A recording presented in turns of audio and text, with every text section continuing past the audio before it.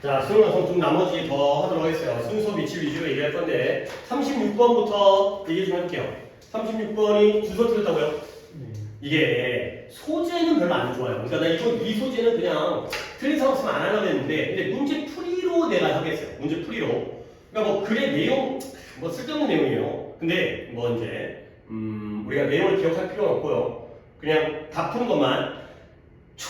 가장 초기의 문서인데요. 어떤 문서냐면 학생 기록이라고 여겨질 수 있는 최초의 문서는 뭐였냐? 매년, annual, 1년에 한 번씩 child census였어요. census라는 단어도 이거 알아야 됩니다. 인구조사예요, 인구조사. 학생 인구조사. 학생이 몇 명이냐? 그러니까 예를 들어서 너네가 이제 07년생이죠? 07년생이 뭐 이제 40만 명이다. 이런 것들이 바로 학생 인구조사. 매년 해야겠죠. 뭐 누가 죽은 애도 있고, 그 다음에 물론 이제 새롭게 신생아는 태어나겠지만, 이제 또는 뭐 외국에서 유입돼가지고 이민 온 애도 있을 테니까. 그래서 매년 아이들을 인구조사하는 게 바로 최초의 기록이었다는 거죠. 문서였다는 거죠. 자, 그래서 이러한 개인 기록에 대한 필요, 개인적 기록에 대한 필요가 변화했어요. 그러나 1번부터 A번일 수는 없을 것 같아요. 근데 일단 뭐하니까 이 주들이 compulsory, 의무적, 강제적인 학교법을 통과한 거예요. 니네 이렇게 compulsory 이런 단어들을 이런 거 이거 진짜 챙겨야 돼. 이것도 내가 정리해 줄게요. 이 의무적인 뭐 이거 뭐였지? obligatory imperative 강제적인, 의무적인 이런 단어들이에요. 이런 것들 챙겨야 돼요. 의무적인, 강제적인, 의무, 강제, 형용사입니다. 의무적인, 강제적인. 여기도 막 좀 복잡한 혼동도 있고 막 그래요. compulsive는 좀 다른 뜻이고, impulsive 좀 다른 뜻이고. 이렇게. 그래서 일단 주가 뭐였냐? 통과시켰는데 의무 학교법, 강제 학교법. 근데 뭘 요구하냐면 특정 나이의 모든 아이들이 학교에 다니기를 요구하는 그러한 의무교육법. 의무학교법보다는 의무교육법이 좋을 것 같다. 특정 나이에 8살이면 학교 들어가야 돼. 이것들을, 이 주들이 이런 것들을 통과하게 되니까 개인적인 기록에 대한 필요가 그러나 바뀌었다. 그래서 이제 학교들은 점점 더 기대해요. 뭘 기대하냐면 이런 공통의 기록의 세트를 유지하기를 기대해요. 근데 이 기록의 세트가 뭘 허락하냐면 정보 한 학교에서 다른 학교로 전달되어지는 걸 허락해줘요. 그러니까 공통의 기록을 갖고 있으면 이 기록을 학교별로 나눌 수 있죠. 뭐 하기 위해서? 학생을 추적하기 위해서. 이 학생을 추적하는 거야. 그리고 verify, 아까 certify 나왔었는데 증명하는 거죠. 뭘 증명하냐면 가정이 학교법을 comply with it, 순응하다, 따르고 있는지를 갖다가 증명하고 학생들을 추적하기 위해서 이 정보가 왔다 갔다 하는 기록을 갖다가 유지하도록 기대되어지죠. 자, 그 다음 B번에 이러한 인구조사가 these census가 이러한 조사가 종종 요구되어지는데 주들에 의해서. 근데 왜 요구되어지냐면 그들이 이러한 초기에 공공학교 시스템을 개발했을 때 그리고 사용되어지죠. 뭐하기 위해서? 이러한 세금을 갖다가 평가하거나 그러한 목적으로 나중에 결정하는데 denominator 분모입니다. 분수의 분모. numerator가 분자고요. 학교 출석률의 분모를 갖다가 결정하기 위해서 이게 사용됐다는 거야. B죠. 그죠? B로 시작해야 돼. 아니 B로 시작하는 거 아니 선생님 여기에 센서스가 나오면 여기에 디지 센서스가 나오면 그게 무조건일까요? 그건 아니죠. 오히려 함정을 펼 수 있겠지만 봐봐요. 얘가 뭐였어요? 매년 아이들의 인구를 조사하는 거야. 그러면 아이들의 인구를 조사하는 이유가 뭘까요? 이러한 학교 출석률의 분모를 결정하는 거죠. 그러니까 우리가 예를 들어서 100만 명이다 라고 할게요. 100만 명이다. 이걸 조사를 해놓으면 근데 오늘 학교에 80만 명이 왔다. 그러면 출석률이 어떻게 돼? 80%가 되는 거지. 분모를 알아야지 비율을 알 수 있는 거 아니에요. 오늘 온 아이들 갖다가 이걸 먼저 정해놔야지 연결이 된다는 거지. 그래서 이것이 바로 아이들의 기록이에요. 어떤 아이들에 대한 학생이어야 하는 아이들의 기록이죠. 너가 학생이어야 되는구나. 그러면 이게 바로 학생 인구조사가 되는 거예요. 그러나 그들은 학생 기록이 아니에요. 학생 기록은 아니죠. 아이들의 기록이지만 학생 기록은 아니었대요. 결국 그들이 뭘 기록하잖아요? 개별적인, 개인적인 출석률과 성과를 기록하진 않죠. 결국 학생 인구 조사는 전체 인구수를 조사할 뿐 개별적으로 네가 출석을 했는지, 네가 시험 점수가 몇 점인지 이런 건 기록하지 않는다는 거야. 결국 B와 A 중에서 누가 더 먼저 나와야 돼요? B가 먼저 나오죠. 그러나 개별적인 기록에 대한 필요가 바뀌었어요. 의무교육법 때문에. 나이가 되면 학교에 와야 되는데 그러면 네가 와야 된다. 이거죠. B 다음에 A가 나와요. 여기까지 됐어요. 그럼 이제 C를 어디까지 보내려고? C를 여기는 아니고요. 여기냐, 여기냐. 이거예요. B, C, A로 가느냐, B, A, C로 가느냐. 이 선택인 거죠. B로 시작하는 건 맞으니까. 그 다음에 A가 뒤로 가니까. 그러면 B를 볼게요. 그게 한글 길어요. In addition to 뭐뭐에 더하여 기록을 유지하는 데에 좋은 거에 더하여 그뿐만 아니라 이런 관행은 뭘 의도되어졌냐면 뭐 하려고 의도되어졌냐면 thwart에 방해하는 거야. 근데 뭘 방해하냐? 변명. 근데 누구 사이에? 이런 젊은이들 사이에서 흔한 변명을 저지하고 방해하기 위한 게 의도예요. 근데 여기가 말이 좀 어렵습니다. 근데 이 젊은이가 누구냐면 truant officer 이란 무단결석생 공무원에 의해서 제지되어진. 근데 뭐냐? 그들은 결석한 게 아니에요. 그들은 단지 그들이 등록되어진 학교에 가기 위해서 마을을 가로질 뿐이에요. 이런 게 좀 어려워요. 그래서 결국 이런 학생 기록, 학교 기록의 빠른 체크가 뭘 결정해준다? 이 주장의 진실을 결정해주고요. 그리고 학생의 가족이 경고가 발행되어져야 하는지 아닌지를 갖다가 결정해준다까지가 되겠어요. 자, C의 느낌. 마지막 느낌 아니에요. 그렇죠? 이 기록의 정확성에 덧붙여서 이러한 기록들이 얘가 학교를 가야 되는지 아닌지 그 다음에 학생의 가족에게 경고를 해야 될지 안 할지 이런 것들을 결정을 한다는 거죠. 오케이? 그래서 다시 한번 A번을 볼게요. 그러니까 A번, B번이 뭐예요? B는 인구조사를 했지만 이건 뭐예요? 전체 인구를 조사했을 뿐이에요. 근데 A에서 뭐가 나왔어요? 개별적인 조사가 들어가죠. 기록이 들어가요. 근데 이게 뭐야? 특정, 의무교육으로 특정 나이가 와야 되니까. 그러면 어떻게 된다? 이게 학생을 추적할 수가 있고요. 그 다음에 이 가정이 학교법을 순응하는지 아닌지를 갖다가 증명할 수가 있게 되죠. 그리고 그거에 그 정확성에 덧붙여서 이게 정확한 기록임에 덧붙여서 이러한 관행이 이러한 핑계를 저지해가지고 가족들한테 경고를 날리는 용도로 사용이 되는 거죠. BAC가 되겠어요. 내용이 좀 쓸데없는 내용이어가지고. 그러니까 예를 들어서 이거야. 내가 좀 설명을 해주는데 예를 들어서 여기까지였을 때 있잖아요. 여기까지였을 때 전체적인 기록만 있을 때는 우리나라의 학생이 몇 명이다만 알고 있을 때 예를 들어서 준서가 학교 가야 될 시간인데 시내에서 놀고 있는 거야. 그러면 얘네 누구예요? 이 truant officer가 무단결석을 방지하는 공무원들이거든. 너 일로 가 라고 했을 때 준서가 와가지고 너 왜 학교 안 가? 아니요, 저 지금 학교를 가는 길이에요. 이렇게 얘기를 한다는 거지. 근데 이게 개별적인 조사가 이루어지면 너 학교 어디야? 왜 안 가고 있어? 이런 게 가능하죠. 이러한 핑계를 갖다가 이 주장의 진실을 결정할 수 있다는 거죠.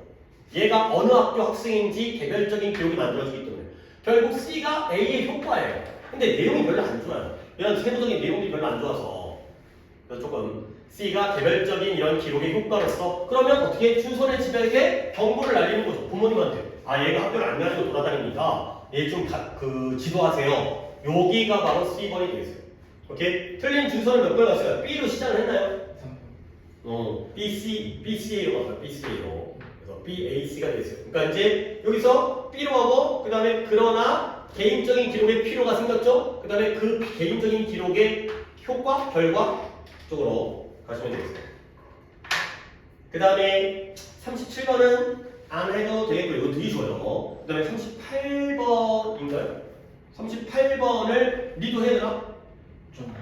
맞았어요? 오케이. 얘도 이거 별로 안 어려워요. 38번, 39번을 갖다 두 개를 갖다 좀 빠르게. 그러니까 일단 38번은 일단 봐봐. 이제 또 이것도 파리도 이제 이 문제를 다 푼다고 썼을 때 despite 뭐뭐에도 불구하고 불완전한 지리적 정보와 지식에도 불구하고 그리고 제한적 능력 생각하는데 지리적으로 geographically 지리적으로 생각하는 제한적 능력에도 불구하고 불안정한 정보와 제한적인 능력에도 불구하고 우리는 이 개인으로서 또는 사회로서의 우리는 계속 안 되지.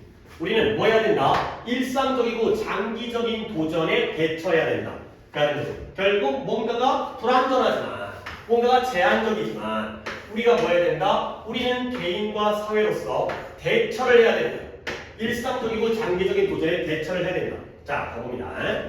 사람들과 사회들의 성공적인 기능은 functioning 뭘 요구하느냐? 성공적인 인식과 그래 38번이니까 우리 또 흐름 볼게요. 그러니까 자연스러운 연결인지 일단 제시문을 읽었고 자연스러운 연결인지를 따로따로 평가해 보겠습니다. 한 번 더. 사람들과 사회의 성공적 기능은 뭘 요구한다? 성공적인 인식과 인지를 요구해요. 근데 뭐에 대한? 주변 환경에 대한. 근데 어디서? 물리적, 사회적 환경. 우리가 살고 있는. 오케이. 우리가 제대로 기능하려면 주변 환경에 대한 인식과 인지가 필요하고. 그러면 이런 그러나 일상적인 삶에서 성공하기 위해서 우리는 모든 걸 다 알 필요는 없죠. 오케이요? 연결 괜찮아요? 그래서 어차피 1번은 아니지만 이런 연결을 봐봐요. 앞은 뭐예요? 지식이 필요하다. 그러나 모든 걸 다 알 필요는 없다. 연결되죠? 그랬어요? 그 다음에 투안이라는 사람인데요. 이 투안이 이런 휴머니스틱 인도주의적인 인간적인 그 지리학의 아버지였던 투안이 말했던 것처럼 몰라요? 뭐 지리학이 인도주의적인 인간주의적인 그런 지리학의 아버지로서 이 학문을 창시한 사람이겠죠. 이러한 지리적인 지식은 우리가 개인으로서 또는 이런 특정한 사회의 구성원으로서 가지고 있는 이러한 지식은 여전히 남아있어요. 매우 제한적이고요, 선택적이고요, 편향된 것으로 남아있죠. 오케이? 어때요? 결국 모든 걸 다 알 수가 없기 때문에 어떤 거죠? 제한적이죠. 그 다음에 선택적이고 편향되죠. 연결이 된다는 거죠. 한 번 더 봐봐요. 성공적인 인식과 인지가 필요한데 모든 걸 다 알 필요는 없구나. 그러면 결국 뭐다? 우리의 개인의 지식은 어떻다? 제한적이고 선택적이고 편향적이고. 그 다음에 to do so 그렇게 하기 위해 이상하죠. 그렇게 하기 위해가 이상하죠. 그렇게 하기 위해 우리는 뭐한다? 지리적 지식과 그 다음에 둘 다 능력. 근데 그 새로운 상황에서 효과적으로 행동할 수 있는 능력을 갖춰야 된다. 3번이 이상한 거예요. 그러면 봐봐요. 제한적이고 선택적이고 편향된데 그러한 불완전한 지식 정보와 제한적인 능력에도 불구하고 우리는 뭐 해야 된다고요? 대처를 해야 돼요. 오케이? 그래서 그 대처를 하기 위해서 우리가 뭐 해야 돼요? 이런 지식과 능력을 필요로 한다는 거죠. 이렇게 3번에 나가는 거죠. 이거 갖고 푼 것을 이거 두 써가지고 이걸 성질이가 틀리긴 했지만 그렇게까지 어려운 건 아니었고요. 뭔가 제한되어져 있고요. 투두수가 이상하니까 이 두 수가 바로 제한되어져 있긴 하지만 limited, imperfect 완전하지 않지만 우리는 그래도 해야 돼. 이걸 하기 위해서 결국 또 지식이 필요하다. 그러니까 그렇게 계속 왔다 갔다 해요. 지식이 필요하다. 완전할 수 없다. 제한적이다. 그럼에도 불구하고 또 필요하다. 그 다음에 어디다 집어넣었을까? 여기까지는 아니고 4번, 5번에 집어넣었을 것 같은데 이러한 지식. 이거 뭐예요? 이 지식. 방금 3번에서 얘기했던 지리적 지식과 그 다음에 행동할 수 있는 능력 이러한 지식이 축적되어지고 강화되어지는데 이런 공식적이고 비공식적인 교육 뭐뿐만 아니라 개인적이고 집단적인 공통의 경험뿐만 아니라 그러니까 끼리끼리 모여서 사람끼리 배우기도 하고 학교에서 배우기도 하고 이 지식 그래서 이것이 정당화해주는데 학습의 중요성을 정당화해줘요. 근데 just in case 만일의 경우에 대비한 학습을 하는 것의 중요성 우리가 지리학적으로 필요할 수가 있으니까요. 근데 이전에는 알려지지 않았던 지리에 대한 예를 들어서 어떤 학교에서의 지리학 수업이든 아니면 어떤 문헌을 읽든 아니면 미디어 뉴스에 언론 뉴스를 따르든지 간에 이런 것들을 정당화해 주는 거야. 지리 공부를 하는 걸 정당화해 주는 거야. 가지가 됐어요. 결국 우리 주변 환경에 대한 인식이 필요한데 지식이 완벽하지는 않을 수 있지만 그럼에도 불구하고 지식을 가져야 된다. 근데 뭘 통해서 학교 교육이든 아니면 일상생활이든 아니면 뉴스를 통해서 이렇게 가지면 되겠어요. 그러니까 저기가 너무 딱 티가 나요. 투두스. 그것을 하기 위해 뭘 하냐는 거야. 앞에 제한되는 상태를 유지하기 위해서요? 말이 안 되죠. 그래서 이러한 제한에도 불구하고 우리가 대처를 해야 되는데 그걸 하기 위해서는 다시 한번 지식이 필요하다. 지식이 제한적이지만 그래도 지식은 필요하다. 가 되고요. 39번은 자, 볼게요. 그러니까 일단 한번 그냥 풀어볼게요. 또 내가 내 설명을 하는 것보다 그냥 문제를 푼다고 생각했을 때 내가 이제 이렇게 틀렸다는 걸 보여드리긴 할 건데 그냥 맞는다고 생각하고 나는 문제를 풀 테니까 과학자들은 어떤 과학자예요? 이걸 찾아야죠. 디저빌리티.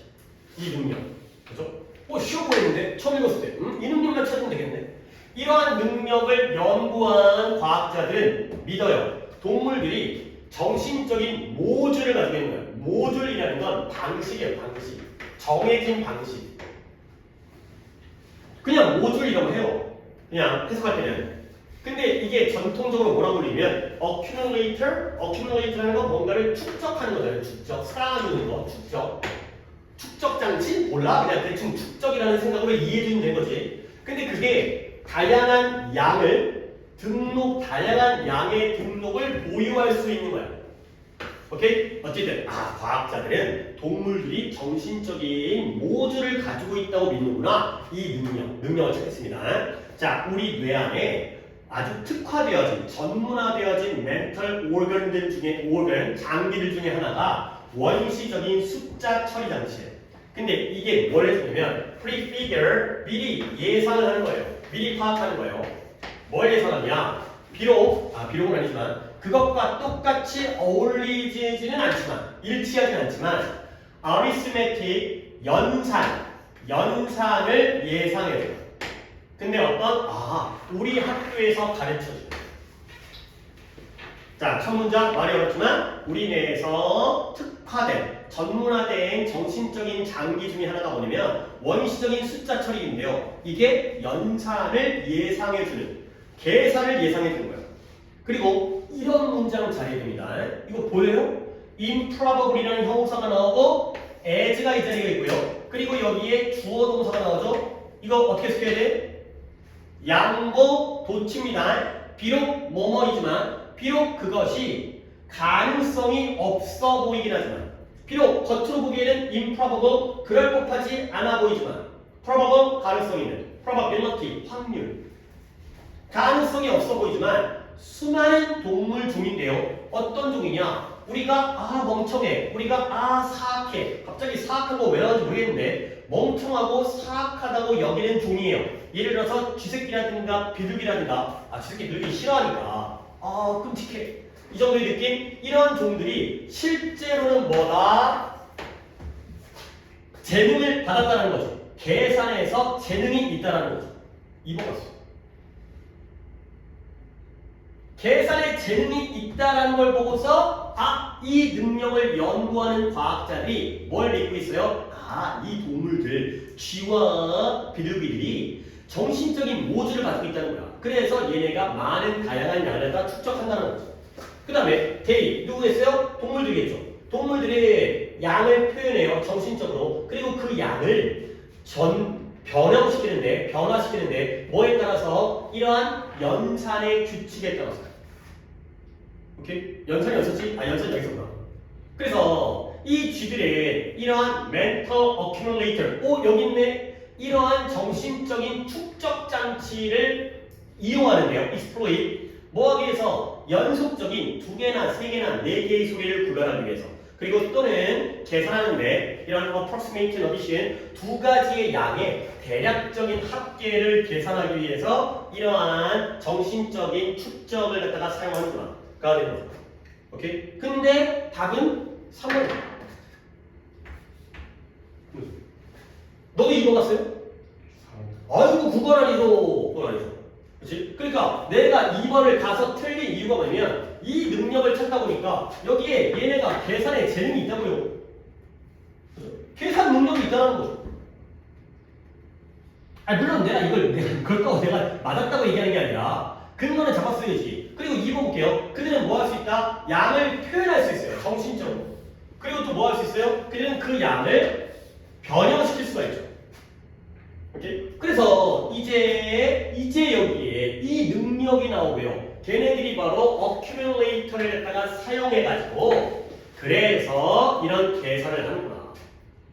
그러면 3번에 다시 한번 이거는 준수야 봐봐라. 이거는 솔직히 너나 나랑 똑같이 틀렸지만 너보다는 내가 나아. 왜 그러냐면 accumulate에 따옴표가 붙어있잖아.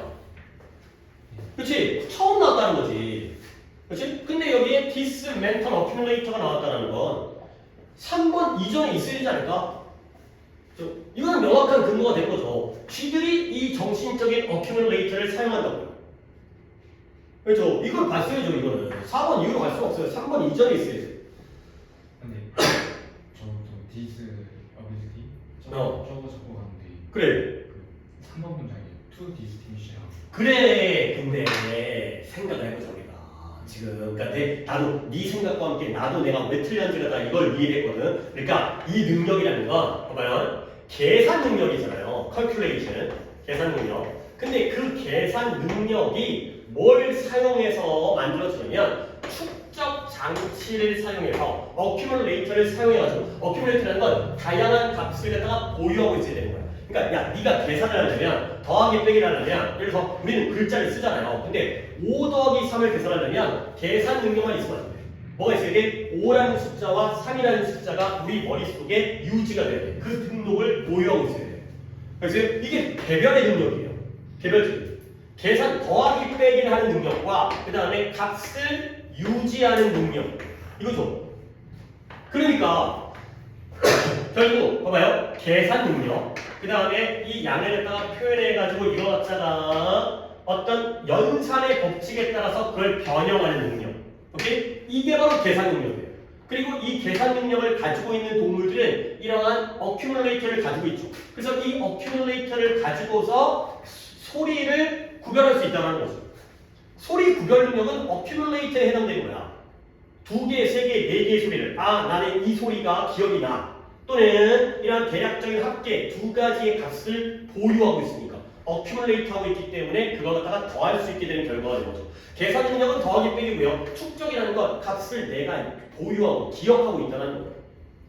그러니까 나도 그거네. 그래서 계산 잘한다 해서 여기까지가 계산이니까 이 mental accumulator를 사용하는구나. 3번에 들어갔어야 되는 거네. 라고 바꾼 거예요. 처음에 그냥 당연히 2번이겠네 라고 생각을 했는데 그게 아니라 3번에 넣었어야 돼요. 그리고 그 다음에 다음 가볼게요. 정말 4번 자리가 어떻게 되는지를. 그래서 이 어큐뮬레이터를 사용해가지고 여러 소리를 갖다가 구별할 줄 알고 있으니까, 보유하고 있으니까. 그런 다음에 2가지의 값을 갖다가 대략적으로 합계를 할 수 있다는 거죠. 그래서 그 어큐뮬레이터 메커니즘은 새로운 차원을 열었죠.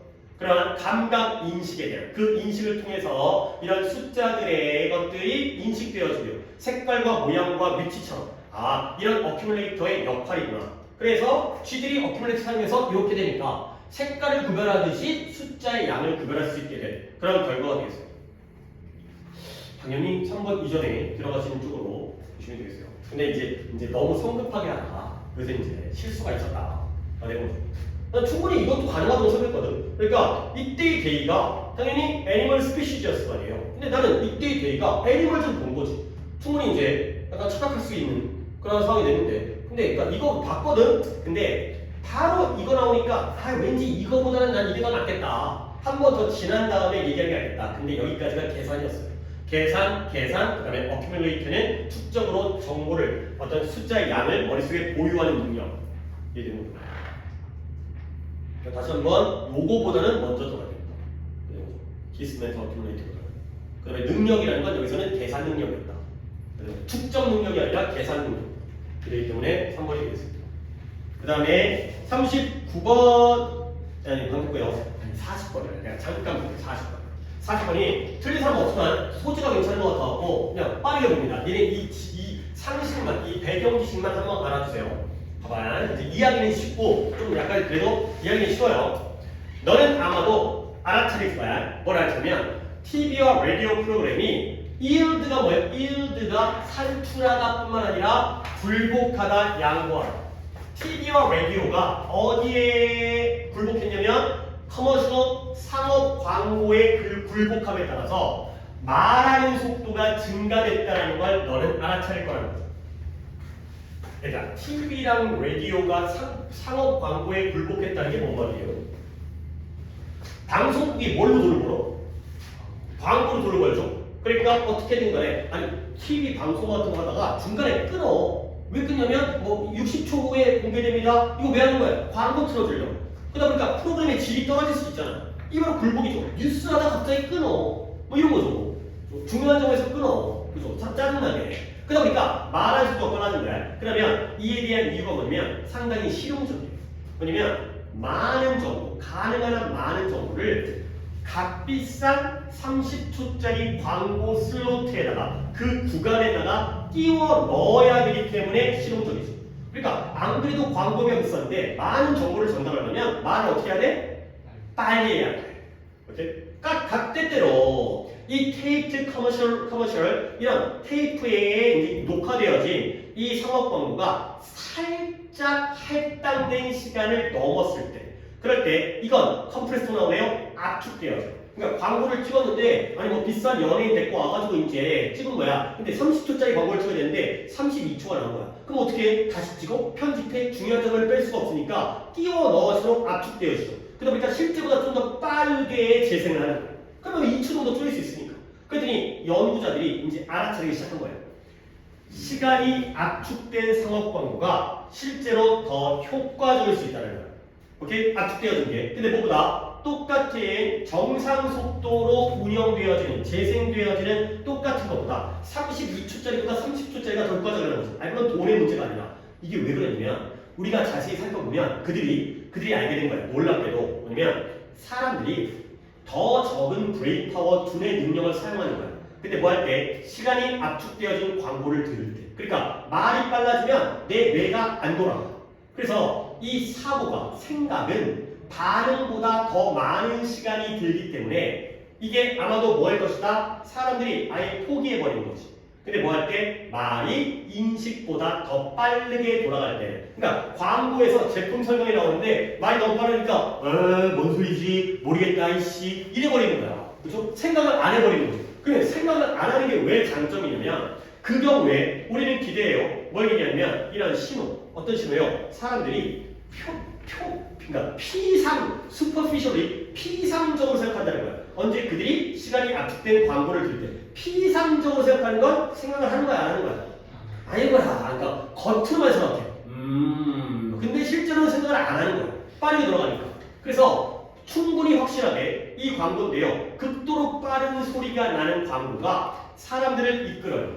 그들에게 뭐하도록 그들의 주장의 장점에, 강점에 의존하는 게 아니라 일반적 인상, 어떤 인상? 이 말하는 사람, 연예인이 얼마나 믿을만해 보이는지 그런 인상에 의존하도록 이끈다는 거지. 그러니까 자, 결론. 광고가 빨라지면 광고를 보는 시청자들이 생각을 해, 안 해? 안 해. 그러면 이성적 판단을 하는 게 아니라 감성적 판단을 하는 거지. 그러면 결국 광고 제품을 구매할 가능성이 늘어들어. 오히려 늘어가 되는 거죠. 이성적으로 합리적으로 따져가면서 생각하는 게 아니라 오 좋대 그냥 사버리는 거죠. 오케이? 이런 소재는 쓸모가 있는 소재입니다. 오히려 이제 이게 약간 이제 예상치 못한 효과 이런 거잖아요. 그러니까 이제 어쩔 수 없이 시간을 줄였는데 그게 사람들에게 생각할 여유를 주지 않으면서 오히려 판매 효과를 늘렸다. 쪽이 되는 거죠. 이건 좀 괜찮은 소재여서 오늘 봤습니다. 오케이? 여기까지 하고 그 다음에 이제 뭐요? 순간선 여기까지 하고 그 다음에 오늘 18 이거 내가 자료를 못 만들었어요. 그냥 문제풀이만 했어요. 여러분들이 시험지가 있으면 시험지를 보시고 시험이 위에 있는데 그럴까요? 할이 어디죠? 있긴 있을 텐데. 네, 있어요. 아 있어요. 네, 그래 준서는 문제 풀었으니까 바꿔보세요.